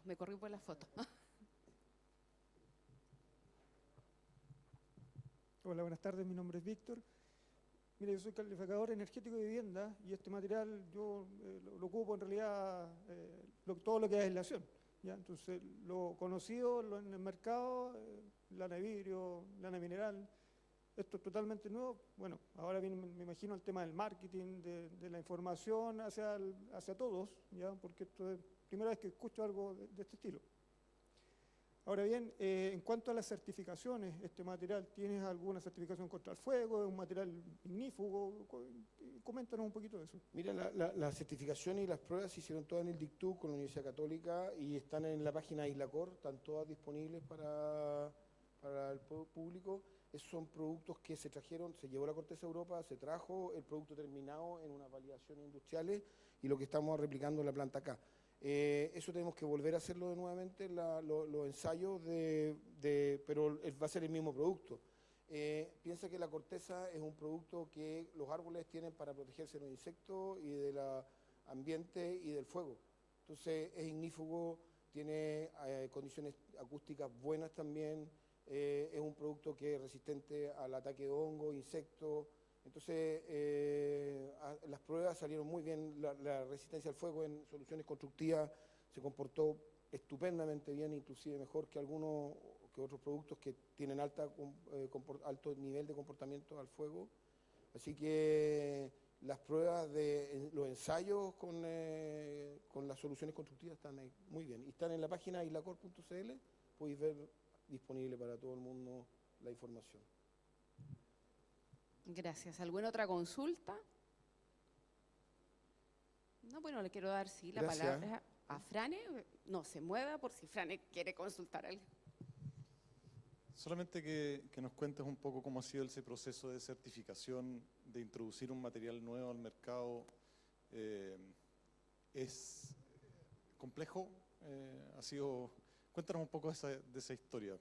Bueno, la introducción del producto al mercado está recién partiendo. La planta parte produciendo ahora en febrero. Estamos con el montaje electromecánico en Tomé. Pero la validación fue por un trabajo de equipo, no es una cuestión de... La Cecilia con José Luis se encargaron de buscar las soluciones constructivas, cuáles son las mejores, llevarlo al DICTUC, hacer los ensayos, y trabajamos con otros institutos también. No es una cosa fácil. Lo que sí vemos que el producto en sí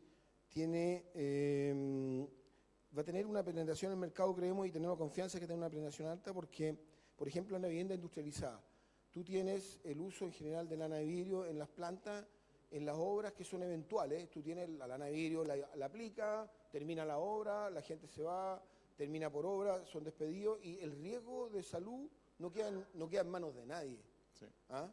Pero cuando tú tienes una planta industrializadora que está permanentemente trabajando con el producto, que tiene la lana de vidrio o la lana mineral ahí encima y que estáis respirándola permanentemente, el riesgo laboral ya no está esporádico, se transforma en algo permanente. Sí. Entonces, ahí vemos que hay una intención de compra mucho mayor, pese a que el producto es un poco más caro, por lógica nomás, porque es más complejo el proceso productivo, pero no es mucho más caro tampoco. ¿Ah?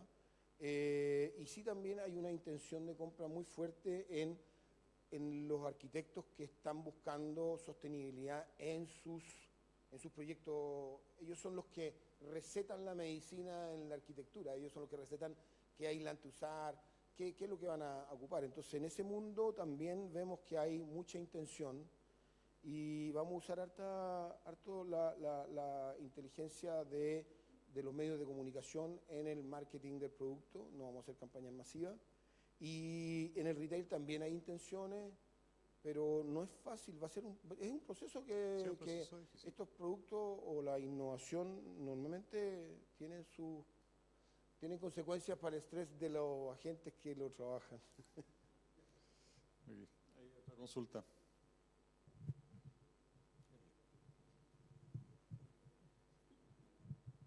Gracias, Frane. Más que una consulta, solamente comentar. Yo creo que es súper importante resaltar el proceso de innovación que han hecho en Islacor, Michel. O sea, yo creo que asumir el riesgo de un desarrollo de casi, ¿cuánto? 15 años, como PYME. Ustedes forman parte de nuestro gremio PYMEMAD. Creo que es algo súper importante relevar, o sea, y resaltar. Así que felicitaciones a tu equipo de trabajo, a tu empresa, conocemos bien, pero es importante que el resto también de la comunidad de innovación de la región del Biobío sepa de que las pymes somos capaces de hacer innovación de impacto. Esta es una innovación de impacto mundial y nada, solamente volver a felicitarlos y que sigan en esta senda y ojalá que les vaya fantástico en términos comerciales y en la aplicabilidad de la solución. Eso esperamos. Lo que sí invitamos a que se acerquen a las universidades, a conversar con ellas. Hay gente en la innovación que está dispuesta a ayudarnos a las empresas. Es un proceso largo, pero es una intención que hay que tener en el interior de las organizaciones. Acá la última consulta. Gracias. Hola Michelle, me adhiero a las felicitaciones de Víctor, realmente te felicito, o sea, el desarrollo y todo, y la historia de los 15 años es potente. Una consulta, ¿no? ¿Por qué 2 plantas por la materia prima que pueda estar cerca de Tomé? O porque yo conozco el espacio que tiene ahí, gigante. Sí, por una... Eso fue una pelea ahí con José Luis, pero peleamos lo suficiente como a ponernos de acuerdo. Porque en Santa Juana el abastecimiento de energía era poca, porque había que construir más galpón, porque había que invertir más y porque también, al final, también en la discusión surgió que el modelo de negocio para distribuir con menos aire el producto, la corteza, es mejor hacer un fardo compactado que transportar el tablero con el aire adentro. Entonces los costos de transporte, si tú quieres hacer más plantas a futuro, es mejor tener un lugar donde produce el material sucio, que es lo limpia, tiene el fardo, y tú transportas después los fardos a los distintos centros de consumo. Y la planta de Tomé esa es replicable en diferentes partes. Es un modelo de negocio, es como la validación del modelo. Gracias. Gracias. Muchas gracias.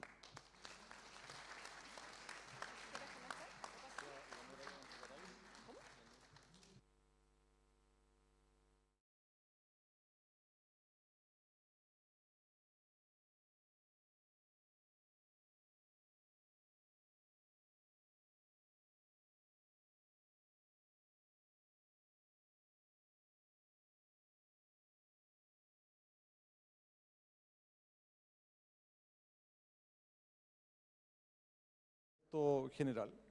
Si vemos los problemas económicos que tenemos, si vemos los problemas productivos que tenemos, si vemos los problemas sociales que tenemos en la construcción, los residuos, las huellas ambientales también, emergen 2 líneas de acción que tienen que ir en paralelo. Tenemos claro que necesitamos industrializar la construcción y para eso tenemos los métodos modernos de construcción. Y tenemos claro que necesitamos usar madera porque la madera es el que le va a dar la sostenibilidad ambiental al proceso. El problema, como ya lo hemos conversado, es que no basta con decir necesitamos pasar a la industrialización, porque no tenemos el conocimiento adecuado para llevarla adelante. Finalmente, yo estoy de acuerdo con lo que mencionaban antes, es un problema de capital humano. Hacer ese diseño detallado, especificando cada uno de los tornillos y clavos que tienen que estar en la edificación, es un proceso difícil para el cual no tenemos la formación. Y es ahí donde aparece una transición que necesitamos hacer, pasar de un modelo que es artesanal a uno que es industrial, donde hemos observado que, dado la dificultad del cambio, una de las propuestas que estamos levantando y generando de la mano con la Universidad de San Sebastián, que se adjudicó un bien público, es la idea de generar plataformas de productos para la construcción. Todas las otras industrias complejas funcionan en base a plataformas. Generan variantes de sus productos porque estandarizan componentes de los productos. Imagínense como si esto fuera un Lego, podemos estandarizar las piezas de Lego y una vez que estandarizamos las piezas de Lego, entonces podemos hacer todas las configuraciones y combinaciones que queremos bajo ese estándar constructivo. Esa idea de analizar el problema de la vivienda social, entender cuáles son los componentes base que se repiten entre todos los distintos modelos de vivienda, aislarlos, detallarlos y generar un catálogo de componentes que son comunes a todas las viviendas sociales. Eso es parte del trabajo que tiene que hacer la Universidad de San Sebastián, que está recién empezando con el proyecto. Y hoy día este es un primer taller para aproximarnos a esa idea y a ese trabajo en torno a los a las plataformas de productos para la construcción. De esa manera creemos que la pyme también puede absorber el desafío. La pyme puede entonces producir componentes y no tiene por qué producir la casa completa.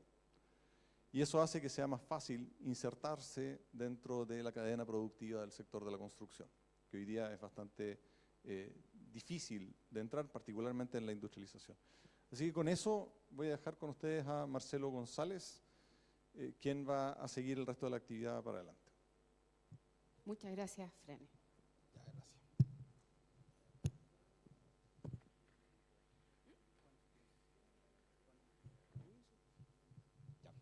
Buenas tardes. Bueno, mi nombre es Marcelo González, el pasador de... Ya. Gracias. Mi nombre es Marcelo González, yo soy director del Magíster en Construcción, Gestión de la Construcción y Sustentabilidad de la Universidad de San Sebastián y cofundador de eligemadera.com, una startup de acá de la región también del Biobío. Y con un equipo de académicos de la Universidad de San Sebastián ubicamos este proyecto de bien público, ya una plataforma colaborativa de productos para viviendas en la región del Biobío. Y la idea de este taller, que vamos a hacer bien lo más ágil posible en honor al tiempo, tiene que ver con un modelo de negocio para esa plataforma. Entonces queremos prospectar como las ideas de cuáles debería ser, ¿cierto?, el modelo de negocio detrás de esta plataforma. Porque si bien técnicamente se puede desarrollar componentes estandarizados, ¿cierto?, se puede hacer la logística, pero tiene que haber el incentivo, ¿cierto?, de que los que participen, ya sea en cualquier etapa de esta plataforma, sea un negocio atractivo. Entonces queríamos prospectar desde ese punto de vista esta plataforma hoy día. Bueno, ese es el título del proyecto, es un proyecto de bienes públicos que nos adjudicamos por Corfo, el Comité de Desarrollo Productivo Regional del Biobío, que se titula Integración de pymes de la región del Biobío para industrialización de vivienda a través de una plataforma colaborativa de construcción 4.0, o sea, que va a ocupar un poco los habilitantes que habló Leonardo, BIM, Lean y DFMA, ¿ya? Basada en componentes estandarizados de madera para avanzar hacia la carbono neutralidad y reactivar la productividad en la región del Biobío. Este es un proyecto que parte ahora en enero, dura 28 meses y tiene aportes de Corfo y de la Universidad de San Sebastián. Bueno, y como compartió Frane recién, la idea es que a través de una plataforma donde se puedan estandarizar componentes, esos componentes que son los Lego, ¿ya?, que puede ser un segmento muro, de piso, de techo, puertas, ventanas, etcétera, no solo permitan el desarrollo de un modelo de vivienda, sino de más de un modelo de vivienda, ¿ya? Un poco la lógica que hay en la industria automotriz, donde un componente, un motor, un chasis, sirve para más de un modelo de auto, ¿ya? Entonces, la idea acá también, que empresas se especialicen, pymes específicamente nos interesa, que pymes de la región del Biobío se especialicen en estandarizar y producir componentes para viviendas y que sirvan no solo para un modelo de vivienda, sino para diferentes modelos, ¿ya? Y eso, el foco en particular de este proyecto es vivienda, el desarrollo de componentes para viviendas sociales de hasta 2 pisos para la región del Biobío. Finalmente, lo que vamos a hacer en el proyecto va a ser un diseño de componentes y tipologías, el paso 2 un modelo de gestión, negocio y logística, y el paso 3 la difusión y análisis de impacto del proyecto. Como producto ícono va a haber la fabricación, montaje y construcción de una vivienda prototipo también de este proyecto.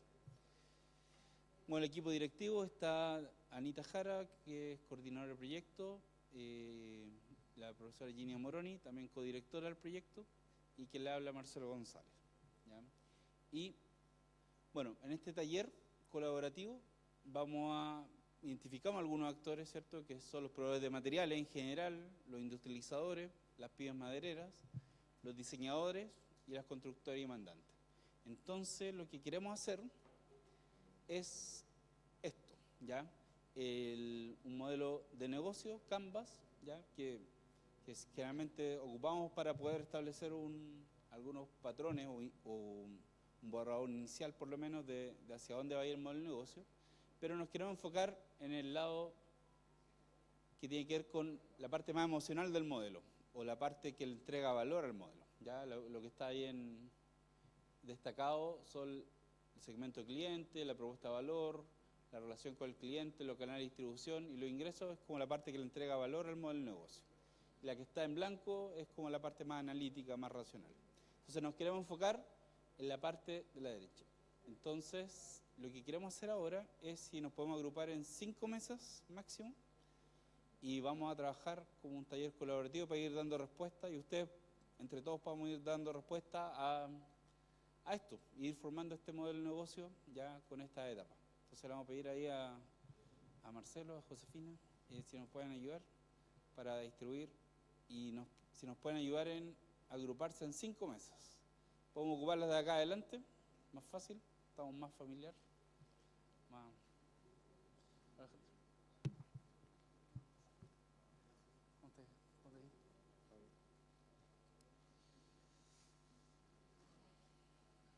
Dejar una en cada mesa, ¿sí? Una en cada mesa. Si se acercan, vamos a hacerlo en... Había unos POSIT y unos plumones, no sé si... ¿Dónde está?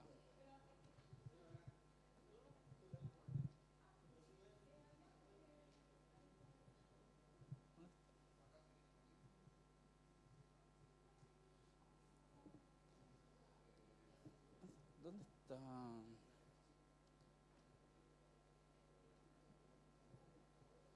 Ya, vamos a partir entonces.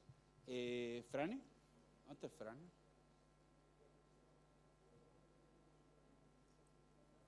Nos faltan los...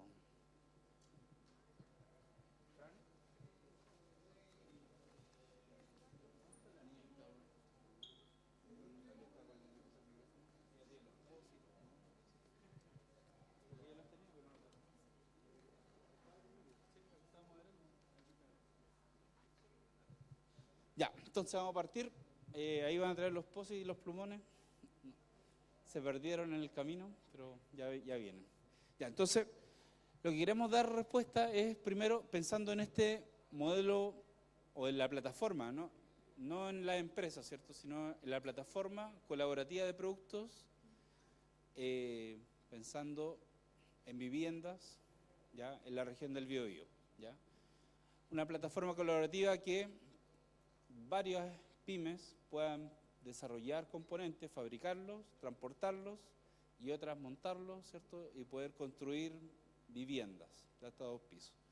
Entonces, pensando en ese concepto de plataforma, ¿cuál o quiénes serían los clientes? O a quién para quién estaríamos creando valor, ¿ya? ¿Quién estaría pagando, ¿ya? Entonces, si pueden, ahí en el cartelito que tienen ahí, el primer punto es el de clientes, el que está acá, además a la derecha, el segmento de clientes. Entonces ahí colocar quiénes para ustedes serían esos clientes, ¿ya? Y vamos a dar 2 minutos para que lo puedan desarrollar. Ahí, si Marcelo, ahí con lo... anotar quiénes deberían ser los clientes para la plataforma.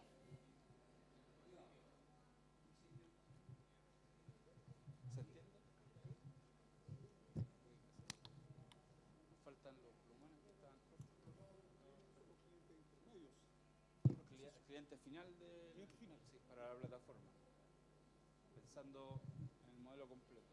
La plataforma la van a integrar muchas pymes diferentes. Unos van a producir, otros van a transportar, otros van a montar, otros diseñan. Pensando en el cliente final, ¿quiénes serían? ¿Quién pagaría finalmente por...?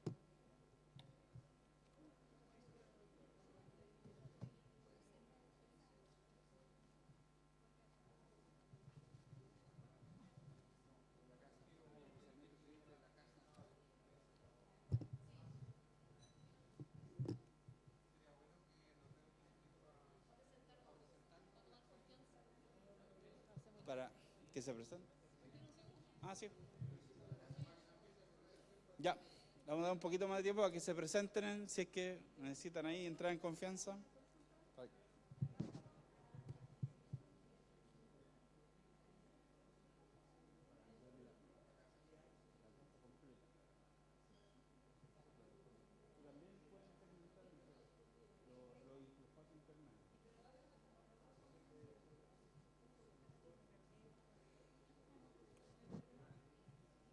¿Ustedes, el proyecto de ustedes van a hacer la casa o van a hacer componentes? Es que ese es el punto, porque si es componentes, hasta yo como dueña de casa, porque quiero arreglar una parte de mi casa, puedo ser tu clienta. Entonces, ya, es que por eso es lo que... porque cuando yo le dije un carpintero... No, porque claro, porque cuando yo le dije carpintero, los carpinteros hacen ampliaciones, pero no la casa completa. Entonces, también, claro, entraría dentro de los privados. Sí, faltan los plumones, no sé dónde.